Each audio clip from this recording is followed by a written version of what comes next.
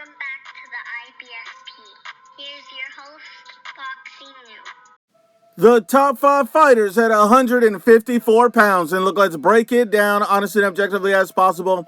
And this is my list of the top 5 fighters at 154 pounds. Now, a lot of the times when people make these lists, people think that, oh, you're talking like a pound for pound. Who's done the most in the division? Who's done this? Who's done that? That's not what this list is. This list is ranking the best overall fighters, in my opinion, that I look at and think that these guys have the potential to dominate the division for years to come, whether they're champions or not, whether their accolades match up or not. But these guys are typically the best overall fighter when I look at skill sets, power, hunger, heart, all of those things I look at and I say, this is my ranking of the top 5 fighters at 154 pounds right now. And the list is obviously subject to change after any given fight. Now, honorable mention goes out to Jermell Charlo. Jermell Charlo used to be king of the division. The guy was, had the division in a stranglehold at one point, but he needs to prove that he can come back to the division, make the weight, beat a credible opponent, and put himself back in contention before we can even rank him on this list. Serhii Bohachek is a very, very good, talented, strong fighter. Had a very, very good fight against Vergil Ortiz. I think it was Vergil Ortiz's most difficult fight of his career. So I will say that Bohachek is definitely honorable mention, definitely a contender to get into the top 5. He just needs another big fight to showcase himself.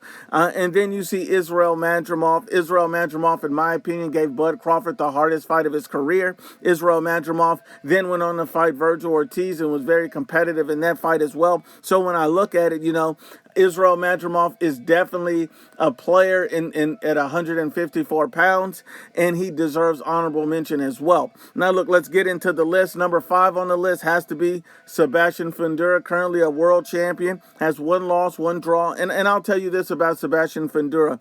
The man has a lot of heart. He's willing to go in there and fight guys and put it on the line, but he does lack a lot of power. He does lack a lot of skills, but he is a good quality fighter, and that's currently a world champion. He got 2 wins over Tim Tszyu, so I can give him nothing but respect. He definitely deserves to be in the top 5 at 154 pounds. And then you get to a guy like Xander Zas at number 4 on the list. Xander Zas, he's the youngest world champion in boxing right now. The man does have the skills to pay the bills. He's shown you. He necessarily does not have the power, but what he lacks in power, he makes up for in skills, heart, and hunger. And so Xander Zas is definitely going to be a problem, and he's constantly looking to improve. So that's another great thing. Xander Zas is number 4 on our list. Number 3 on our list has to be, in my opinion, Geronimo Boots Ennis. Now, I'm sure a lot of people will have issues with this. Ennis has never fought at 154 as of yet. He just moved up to the weight class. But based on his history, based on his size, based on what we've seen for him, he's literally a pound-for-pound talent right now. Former unified world champion at 147 pounds. Geronimo Boots Ennis definitely has skills, definitely has power, definitely has, hunger. The only thing that he's missing is some people can question his heart, because this guy has shown that he's turned down a few fights, not willing to step in there with certain guys at this point.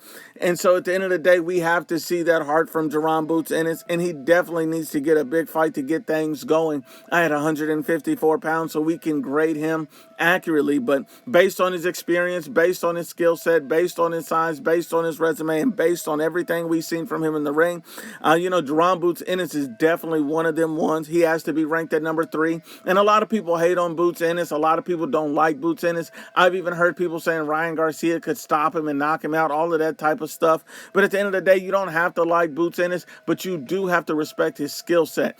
And that man is absolutely dangerous. He's currently a pound-for-pound type of talent, and he's going to be a problem for years to come. He could at some point take over the division. Number 2 on our list has to be vicious Vergil Ortiz.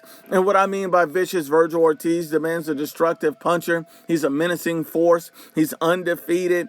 He has a lot of power. Vergil Ortiz has underrated skills, has a lot of heart, has a lot of hunger. He's willing to fight anybody. And right now, Vergil Ortiz is recovering from hand surgery. So a lot of people saying, why haven't we seen Vergil fight Bakaram or this guy or that guy? He's recovering from hand surgery, so you can't duck anybody if you're literally recovering from a hand surgery. history. People always put these narratives out there and hate on Vergil, but at the end of the day, Vergil is a problem. He's a monster, and I'm ready for Vergil to get his world title shot to show us that he's actually deserving of being the #1 fighter at 154 pounds. Some people already have him there. Vergil Ortiz is definitely a menacing problem, and he deserves his spot in the top 5 at 154. And the #1 fighter ranked in the division at 154, in my opinion, has to be Bakaram Aliyev. Bakaram Aliyev is a massive, destructive puncher. The man is undefeated. He's a very big fighter for the division. And not only that, Bakaram Aliyev is the guy who ended Tim Tszyu's career.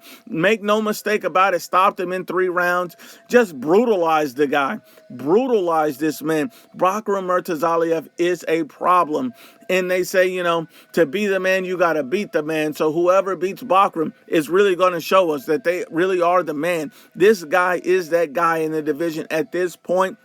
Until somebody proves otherwise, he's very dangerous. He does have a level of skills, and he even beat and brutalized Tim Tszyu with one of his hands injured as well. So he is definitely a problem. He's definitely got heart. He's definitely got hunger. He's definitely got power, and he does have a good skill set as well. So Bakaram Aliyev is my #1 fighter at this time at 154 pounds.